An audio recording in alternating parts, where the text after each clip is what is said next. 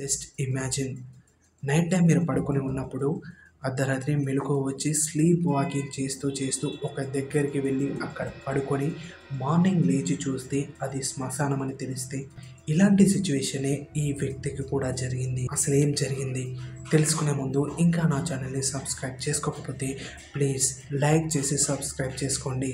ఇక మొదలెడదామా?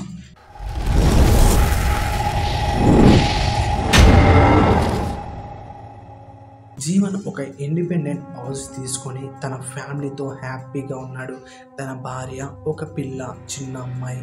సో తను హ్యాపీగా ఉన్న సందర్భంలో ఒకరోజు నైటు అర్ధరాత్రి మెలకువ వచ్చి స్లీప్ వాకింగ్ చేసి మళ్ళీ వచ్చి ఆ బెడ్పై పడుకున్నాడు. తను ఇంతకు ముందుకు ఎప్పుడు ఇలా బిహేవ్ చేయలేదు. ఫస్ట్ టైం అతను స్లీప్ వాకింగ్ చేయడం. అయితే తన భార్య కంగారు పడింది. సో ఇతను నార్మలే అది రావడం అని చెప్పాడు. అయితే ఒక 2-3 డేస్ నుండి తను నైట్ టైం మెలకువ రావడం, వెళ్ళి వేరే రూమ్లో పడుకోవడం లేదా ఇంటి ముందు గేట్ దగ్గర పడుకోవడం అలాంటివి చేస్తూ ఉన్నాడు. అయితే తన భార్యకు భయం స్టార్ట్ అయిపోయింది, ఏంటి ఇలా చేస్తున్నాడు అని. ఒకరోజు అయితే తన ఇంటికి ఒక 1/2 కిలోమీటర్ దూరంలో ఒక శ్మశానం ఉంది. అయితే అర్ధరాత్రి 12:30కి లేచి నడుచుకుంటూ ఒక్కడే శ్మశానం దగ్గర ఒక సమాధి పైన పడుకున్నాడు. ఆ సమాధి ఎవరిదో కాదు, వాళ్ళ నాన్నమ్మది. ఆ సమాధి పైన పడుకోవడంతో వాళ్ళ వైఫ్ అయితే చాలా కంగారు పడిపోయింది. ఏం చేయాలో అర్థం కాలేదు. బాడీలో ఏమైనా ఆత్మలు ఉన్నాయా లేకుంటే తను ఇలా బిహేవ్ చేస్తున్నాడా తనకి అర్థం కాలేదు. అయితే తన ఇంట్లో తన భర్తకి తెలియకుండా సీసీ కెమెరాని పెట్టింది నైట్ టైం. అయితే అర్ధరాత్రి టైం స్టార్ట్ అయింది. 12:30 అలా అవుతుంది. అందరూ గాఢ నిద్రలో ఉన్నారు. ఒక్కసారిగా హస్బెండ్ లేచాడు.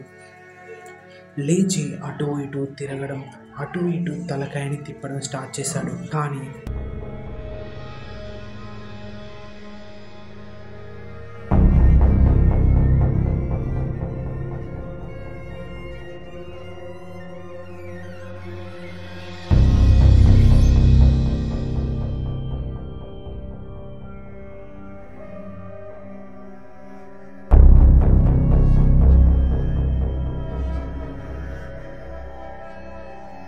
ఆ దయ్యం ఆ సీసీ కెమెరాని చూసేసింది.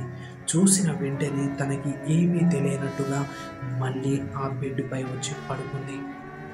అసలేం జరిగింది అనేది ఇప్పటికీ అర్థం కావట్లేదు. నిజంగా అతనికి దయ్యం పట్టిందా లేదా తనే అలా బిహేవ్ చేస్తున్నాడా అనేది కామెంట్ చేయండి.